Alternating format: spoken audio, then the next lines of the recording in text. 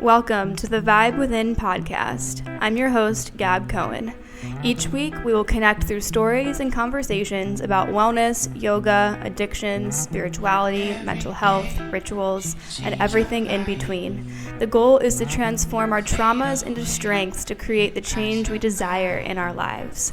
My mission is to help others by shining awareness on real-life topics so we can learn new ways to heal physically, emotionally, and spiritually. Whatever you are going through in this moment, you are not alone, so let's connect and heal our vibe within. Wants to go and fuck around. What can she do? What can she do? It's her life. It's her life.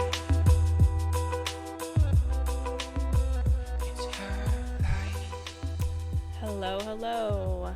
Welcome back to the Vibe Within podcast.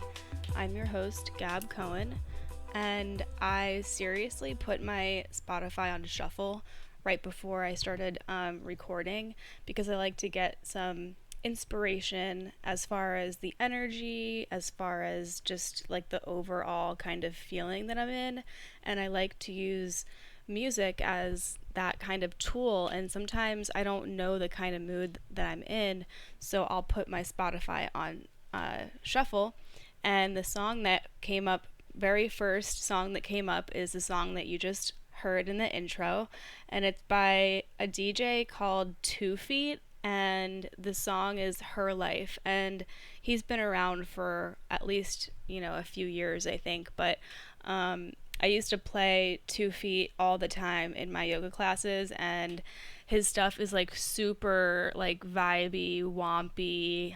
I just love it, and I feel like the overall mood and feeling of the song definitely resonates with this episode. It's going to be a solo episode, and I have some notes that I want to have in front of me because there's a lot that I want to pack into this episode. Currently, as I am recording this, we are now moving out of Venus retrograde, which has been an interesting time. It's been a very interesting time. I know a lot of you guys have had exes reach out to you. You've had romantic dreams. You've had people from your past coming back into your life, family, friends, romantic partners. So it's really interesting to just think back and see who came into your life during that Venus retrograde, and also like how has your voice strengthened when it comes to love and when it comes to connections and friendship, and how has your voice kind of strengthened during this time. So yeah, it's something to think about because personally in my life, my voice has strengthened because, like I said, I've had a lot of people reach out to me in the past couple months, and it has been a test and an opportunity for me to really practice my self-worth and my integrity and not just be that kind of girl that I used to be, like, oh my god, he's texting me, or oh my god, they're messaging me, like falling head over heels just because I want attention. It feels really good to hold my ground, and yes, to be supportive if somebody's reaching out to you to like apologize or just to like smooth things over or any type of closure. There's a way to go about it without being so easily like influenced and gullible, because that's how I used to be, just very gullible, very like, I'll drop everything for you because that's what an empathetic person does, and empaths and narcissists, they work really well together, right? So that's the cycle and the pattern that I've truly been doing a lot of work to break, and it truly does feel like the Venus retrograde season was the ultimate test from the universe for that. Just dropping these tests, people constantly coming in, and me having to sit there and say yes or no, or what kind of energy am I going to give this person? What kind of energy are they coming into this conversation with? You really have to ask yourself those questions, what their intention is. You have to feel the energy, and if something doesn't feel right, it's just better to stay to yourself. It takes a long time for people to change sometimes, and whether or not they feel like they've changed, sometimes you know it's just everybody is changing at their own rate, and we can't um, automatically just say, oh well, since they're messaging me, everything's fine. They're good. We're riding these chaotic waves, and that's part of what I wanted to start the episode with, is like kind of like a bipolar energy that's been going on. I mean, we have all the planets retrograde. Venus now is going direct, but now we have Neptune retrograde. So a lot is going on, and the chaotic waves, they just keep coming in and out. It's nonstop. You just have to kind of flow with it. And with the emotions, especially if you're an empath, you're going to hold on to the emotions going on around you, within the people around you, the conversations. You're very aware. So for me, I have really had to take a lot of time to myself. The last 2 weeks, I've spent a lot of time outside by the pool. I've been riding my bike. I've been just spending time outside of the house because the living situation that I'm in isn't ideal, and I'm tired of, Fox News being played 24/7. You have to really be aware of where you're at and why it is that you're feeling crazy. So when that happens, nature is the one thing that keeps me sane, keeps me grounded, and like just being in the sun and reading is the most potent form of energy and relaxation at the same time. And the last couple weeks, I've also been on a very strict hormone balancing protocol that I'm going to get deeper into in a different episode, about what I'm doing to balance my hormones, how I found the root cause of my Hashimoto and a lot of my health issues, which is hormone based. And I can't wait to share that episode with you, but I'm just going to wait a little bit longer so I can have at least a month under my belt with this new protocol. But so far so good. It's really working, and I'm on a lot of herbs.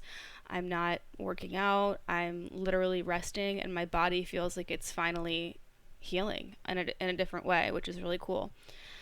So let's get into this episode. Patiently waiting for the storm to end. Basically, what I've realized is, throughout the last few months with coronavirus and quarantine, we've been literally forced to wait for the storm to end. And that can be really nerve-wracking and daunting, because you have no idea how long the storm is going to be, and you have no idea if it's going to be a thunderstorm, if it's just going to be lightning, if it's going to take 5 minutes and then the sun comes out. So this analogy that I'm using with the storm is perfect for me, because it truly does replicate the energy of the unknown, and embracing the unknown. And you can't really do much when it's downpouring, unless you want to get drenched with negative energy, which is water. Nobody wants to be soaking wet and walking around soaking wet with wet clothes. So what I've realized is that we can't rush the good that we desire happening in our lives. And for some people who are all about manifestation and love and light, I truly feel like there is a period of time that the universe really just puts us down into the mud, and we have to learn how to anchor ourselves into that mud and become comfortable. And coronavirus was that wake up call for a lot of people, but for me, I was already deep in isolation since January. So I was already isolated and not really socializing with people because I had just moved. So, what I'm saying is that yes, we can manifest the good that we desire in our lives, but sometimes we really truly have to just sit there and be okay with nothing good coming into our life. Because if we can sit there and become okay with absolutely nothing good coming into our lives, or at least nothing that we're manifesting coming into our lives, there's going to be good things that come in our lives every day because we should be grateful for all sorts of things every day, the simple things. But when we're living, several months where it just seems like nothing is coming through that we're really asking for, we have to sit down and be okay with that and understand that maybe there's a reason why none of that good stuff that we're really asking for is coming in at that time. Because what if we're asking for a partner and, the universe just throws you whatever person they feel is good, but they're not really worried about your well-being, like what if it just there's a reasoning behind everything, and if we were just to get everything we wanted instantly, then there would be no work involved being a human. And it really does involve connecting, tuning in, listening to that higher voice, and listening to what it is that we truly need and what Corona did for us and is doing for us still, because we're still, somewhat isolated and not socializing at our fullest capacity. But what it's doing and what it did for us is make us realize that the things that we desire, maybe aren't supposed to be on the front burner, and then we realize things that we should be more focused on. Genuine friends, true connections, people who really understand you. That's the basics of what I'm saying. So we got put on hold for a little while, and like I said, I was in like a dark waiting room. That's what it felt like. And this dark waiting room, it just sucks being in a waiting room. It really sucks. I mean, you just want to get in, you want to get out, you don't want to be waiting. You're in this in between type energy, just like when you're in the airport. You're kind of in this in between realm. And I actually really like airports, but it's that same energy where you're not really anywhere. You're just in between. You're not in any location that you want to be. You're waiting for the next location. Um, so I was waiting in this dark room, or waiting inside for this storm to pass, so to speak. And, I really got the chance to recognize what I needed. So this time that we've all had in quarantine, it has been the exact thing that we needed in order for us to connect to what we truly desire. What job, what kind of partner, what qualities are we looking for in a friend? Because when everything is on fast mode and fast speed, and we're just living and working and running and doing, we don't even realize, what it is in our lives that make us happy and don't make us happy. We're on autopilot, so we don't really have the extra time to, analyze in a good way the things in our lives and the people in our lives. So I literally, shifted my perspective into what do I need to survive mentally and emotionally. Months in isolation, not just the 2 months of Corona, like I was saying. It gave me the chance to really just sit down and have a very intense and lonely and empowering, time with myself. Um, but then, it got to the point where I was like, yo, this shit's fucking crazy and I need friends. So I started to really connect with my spirit guides and the universe, and I begged them for friends. And I wasn't really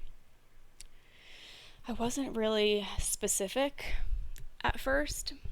And then I got specific, and it got really crazy because, Spirit just started sending me people through Hinge and dating apps and, all this shit.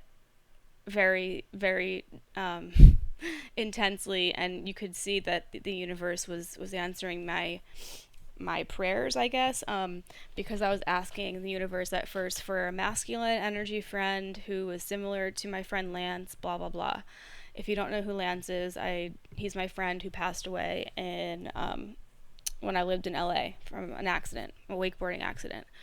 So long story longer, this guy reached out to me again because we had connected on like Hinge and then Instagram, and we started talking and we started FaceTiming a few times, whatever, nothing crazy.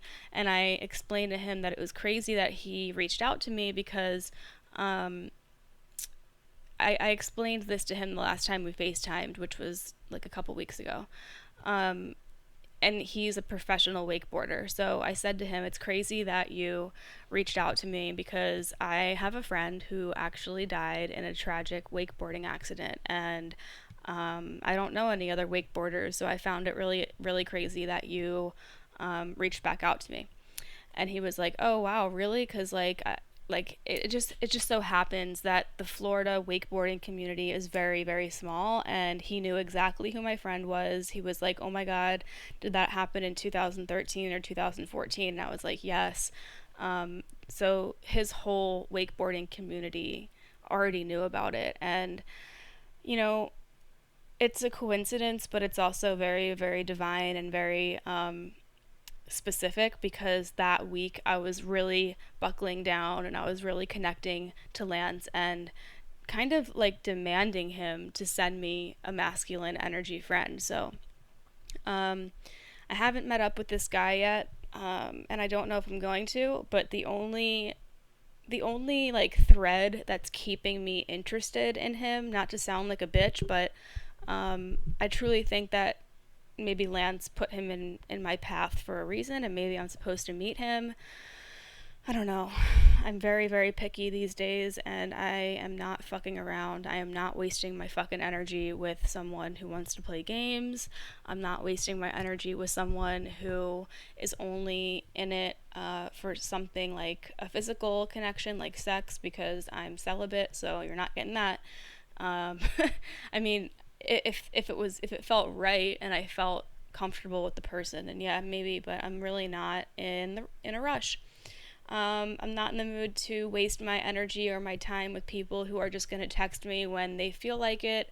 There's a few friends in my life who are like that, and I've had to really cut the cord with all of them because they will go weeks without responding, and then they'll respond like weeks later to that text, which is, I don't know. I don't have like the time or the energy for that. I get that everybody has their own life, but you can tell when someone just really doesn't give a shit about being your friend, and you can definitely decipher the difference between someone who really genuinely loves being around you and they get something from you and you get something from them. When you hang out, you exchange an energy that feels good, that feels resonant, that feels like a natural high. That's what you should feel like when you hang out with your friends. You should feel naturally high. And of course, there's going to be times when your friends are struggling and when you're struggling, and that's when the whole friendship really comes full circle, because you're there for them and you're there to hear them cry and you're there to help give them a new perspective. Um, but that's what friendship is about, and it shouldn't be one sided. It shouldn't be like, oh, this person only talks to me about guys. Like I had a friend, I have a friend. I mean, she's still my friend, but I don't really know where we stand. But she hasn't texted me in a long, long time. I'm talking months, months.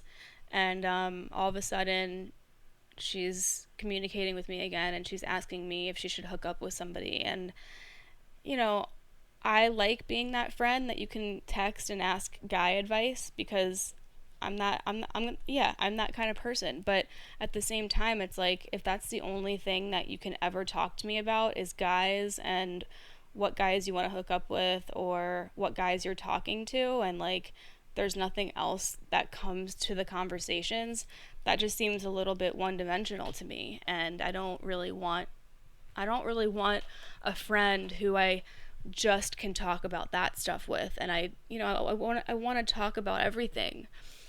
Um, it's challenging when you're doing a friend cleanse and you're trying to figure out who truly cares about being your friend and who just is there just to fill a gap.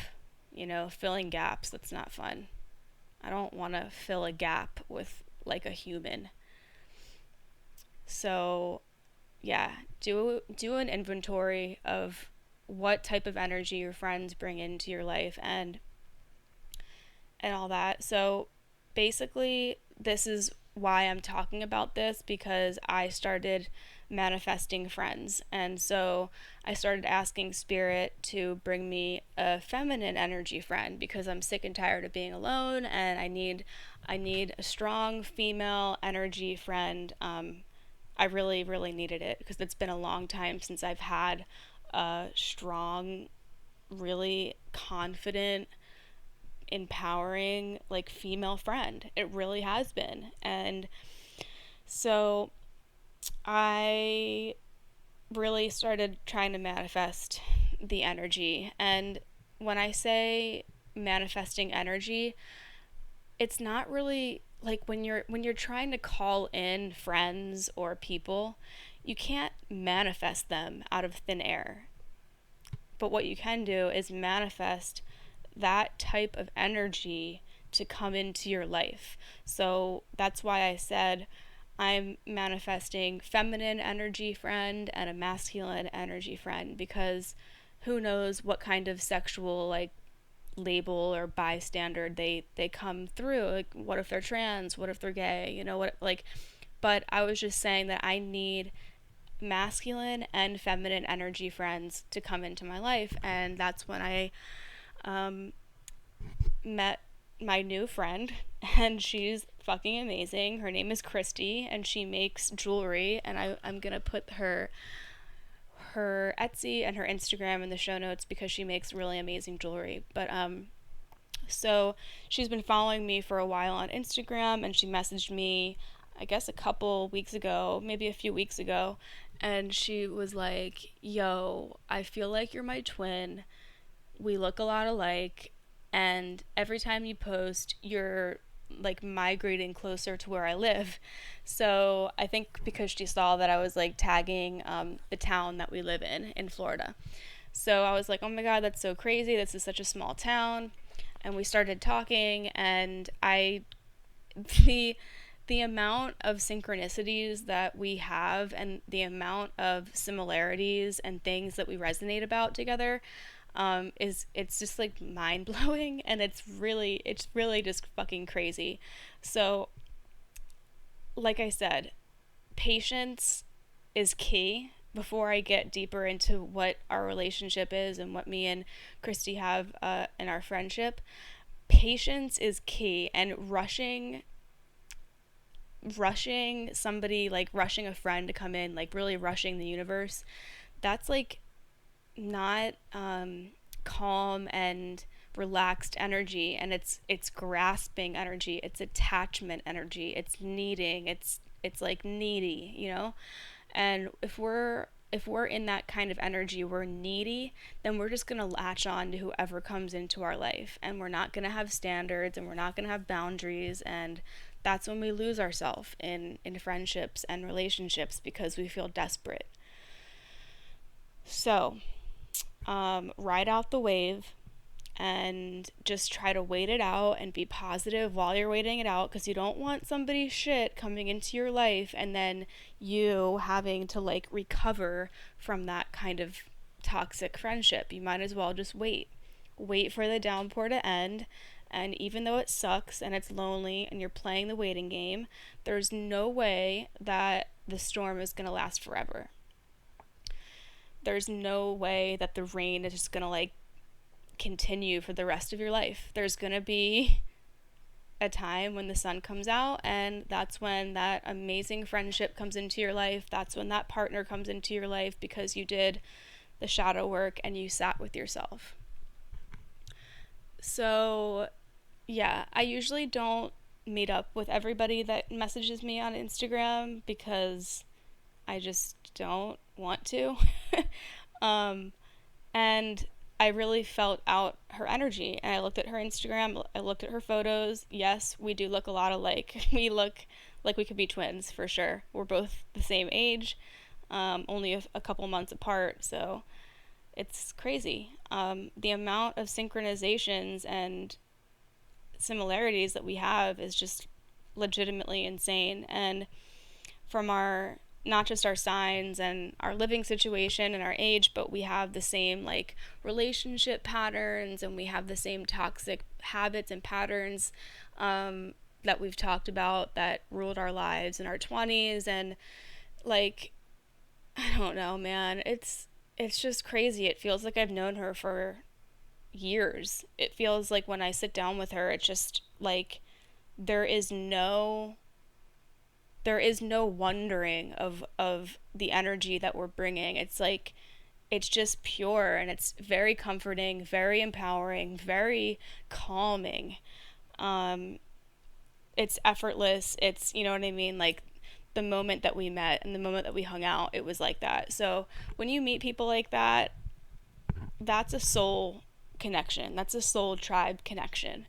And for me, I have been waiting for that for years. And I gotta say, it's worth the wait because you don't want to waste your energy on someone who you think could be a soul fam. No. If you're not getting that vibe like the first time you hang out, then they're not soul fam. They're not your soul sister. They're not your soul brother. Um, and I'm realizing this now because now I get it. Now I really get it because I was patient. I waited.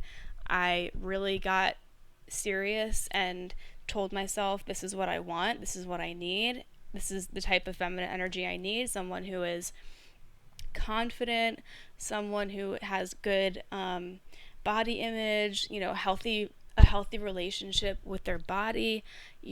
She has a couple of kids. She's in great shape. She eats healthy. She's overall just like a very positive person to be around. She's just a dope person, and me and her are have so much in common that it's like I'm hanging out with um, a higher version of myself because there's things the qualities that she has that I really admire, like her relationship to her body. Like you can tell that she's very confident, and this is this is what I mean when we have to surround ourselves with people who actually live and breathe the way that we want to live and breathe.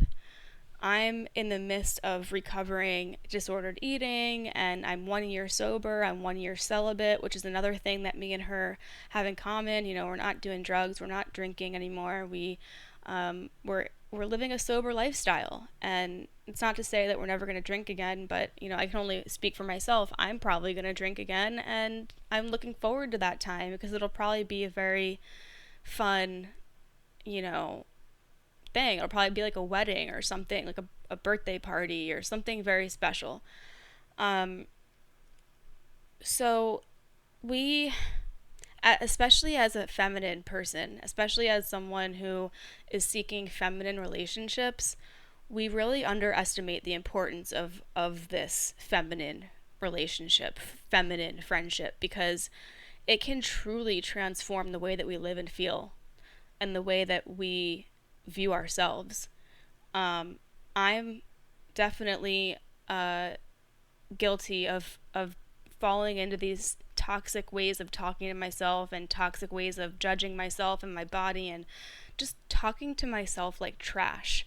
And if you're only hanging out with yourself and you're in isolation and that's the kind of dialogue that you have coming in and out and talking to yourself, that's not fun. You're not going to feel good. You need to at least find one person you can text or call or be around physically who is going to talk to you nicely.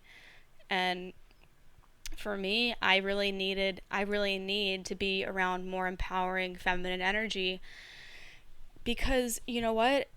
Like, it's crazy to think about this, that when I'm around very positive and empowering and confident energy, it's almost intoxicating in a positive way.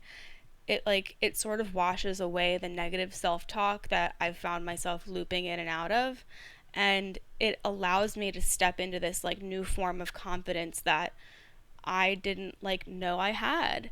But when you're around confident people, that rubs off on you. And I know that when I surround myself with people and friends who have good confidence and a healthy body image or a really healthy relationship to food, um, then yeah, that rubs off on me. And that's literally what friendship is about.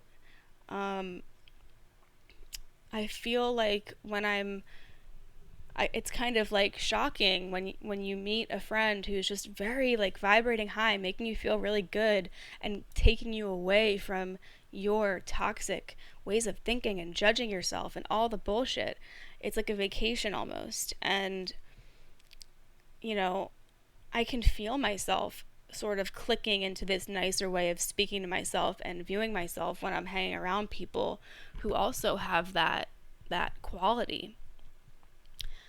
And you know, not all the time. It's not going to be 100% of the time that people are um, fully confident. But what I've realized is that if I'm hanging out with someone who is complaining all the time about what they feel like or what they look like or what they don't like about themselves, that's directly going to transfer into my energy. And I want to have friends who feel good and have good self esteem so I can kind of feed off of that energy in a positive way and heal and recover and use that energy that they have, that inspiring energy to heal myself. I hope that makes sense because energy transfers just like tattoo paper. When you're drawing on the transfer paper, it just bleeds right under to the paper underneath. So yeah, hope that makes sense. Um, Something that me and her talked about today that was really like it just like kind of blew my mind and kind of made me have a an aha moment, an epiphany moment. Whenever a new relationship starts and they tell you that they're anti-drama, or they don't like a certain thing, they don't like when people do this, or they don't like when people do that, chances are they are letting you know that they actually hold on to that quality themselves, and they are masking it by saying that they dislike that particular quality, right? I'm going to say it again because it's it's kind of like tongue ties. Like I don't know. Whenever a new relationship starts, whether it's a relationship, a friendship, and they tell you something that they don't like, oh, I'm not into drama, or I don't like this kind of drug, chances are they're letting you know a part of them that they actually have. They have that quality.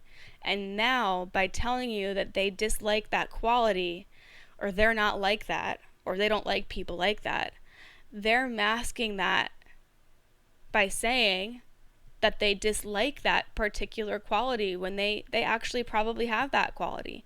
So be aware of these red flags, because sometimes they're not going to be seen as red flags in the beginning. They're just going to be seen as, oh, this person's telling me what they like and what they don't like. But straight out the gate, from when you're meeting someone new, if they go out of their way to tell you that they don't like something, yeah, it very well could be them like letting you know, hey, this triggers me. I don't like this. When people say stuff like this, when people talk like this, it triggers me because this, and this, because of my past.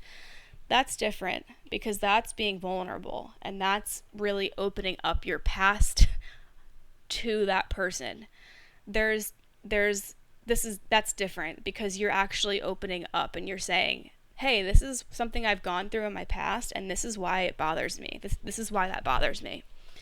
Some people are going to say, I don't like this, I don't like that, and pretend that there's a problem with it because they are projecting what they have. They're projecting what they have, and their ego is sort of tricking them into saying, "This is what I don't like," because then if I say this is what I don't like, then they're gonna like me. They're gonna see me for something I'm not, because I'm guilty or I'm shameful of this part of myself that used to have a drug problem, or I'm shameful and embarrassed that I used to be a very dramatic person, and I used to just be that person who's always dramatic. So this is like I'm trying to just explain this in a way where you can see the intentions of people and why, and the words that we use. The words that we use are like spells, literally. Like, all day long, we are casting spells on ourselves and others with our words. Just let that sink in for a second. Like, the way that we talk to ourselves, and the way that we even just like talk internally, like in our internal dialogue, the way that we judge others, that is what we're saying to ourselves. So, yeah, that was an aha moment of today, and that happened when we were smoking a CBD joint by the pool. So, yeah, I think it was a good day, and I felt very called to share this solo episode with you guys because on my bike ride back home, I just was flooded with all of these downloads, and I know that I'm not alone here in these things that I'm sharing. We all have been through it the last few months, and we've really been doing so much fucking energy work and shadow work, and it's just like we're all living in one constant trigger, and life is just one big constant trigger, with all the exes, with all the friends, all the connections, all the friendships that are crumbling down, new friendships that are blossoming, the memories, the flashbacks, all these things are strengthening ourselves so that we can move forward and get through the tail end of this quarantine. And even if summer isn't the same, this summer's different, of course. There's new norms all around. It doesn't have to be bad. And what this quarantine and isolation has really given us is it's just made us even more badass, because now we truly are tapped in. The spiritual people, us, who are tapped into the shadow, tapped into the light, tapped into all the fucked up things, but also tapped into this energy of, yeah, I deserve this shit. I'm manifesting money. I'm manifesting travel. I'm manifesting friends. It's all happening if you let it. There's no rules anymore. Time is going by so fucking fast, and everything is on hyperlapse. We're healing faster, we're getting over things faster, we're jumping through hurdles faster, we're coming up with game plans faster, we're coming up with plans and ways to get what we want faster, and then it's coming into fruition, and we're like, holy shit. That's what it's about. So I will leave you with that, and I hope that you enjoy the rest of your day, your night, your week. Fucking do shit that makes you feel good. Go outside, breathe, phone a friend. I just wrote an article for Elephant Journal. It's all about all the planetary shifts and the energies that we are moving through. I'm not an astrologer, but it's just an energy reading, and I actually am super proud of this article. I put in a bunch of practices and rituals that you can use that are practical and real, and everyday rituals that you can use to get through these crazy energy shifts. So I'm going to link that in the show notes as well. And if you enjoyed this episode, please subscribe to the podcast if you haven't already. You can share the episode with a friend, family member, whatever, whoever the fuck needs to hear this shit. I know that not everybody's going to resonate, and if you're still listening, you're here. You're here for it, you know? You're fucking here for this shit, and you get it. So, yeah, rate, review, subscribe, all the things. I don't want to talk anymore. My tongue hurts. Alright, enjoy the rest of this song. Bye. Fade away and pass her by. What can she do? What can she do?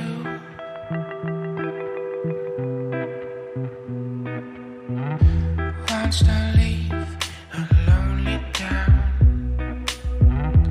Wants to go and fuck around. What can she do? What can she do? It's her life. It's her life.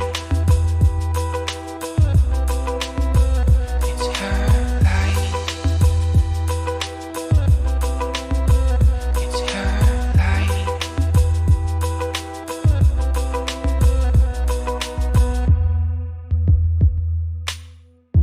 Wants to quit all of her jobs, sell her house and move along. What can she do? What can she do?